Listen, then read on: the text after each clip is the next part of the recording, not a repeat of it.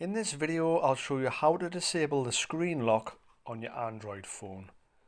So maybe you're sick of entering your password every time you go to unlock your screen so you can go on your phone and you just want to simply press the button on the side and be able to use your phone. So let's show you how to turn off the screen lock. So first thing is go ahead and open up your phone settings. Scroll down to, yours could be under privacy, depends on your phone. I'm using an Oppo, so mine is under password and biometrics. Click on where it says lock screen password.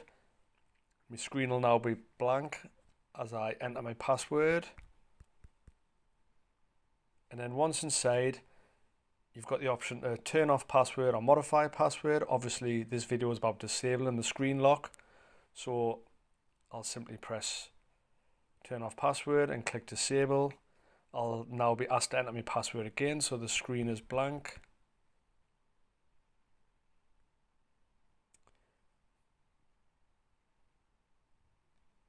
And now my phone will not ask for a password when I go to unlock my screen.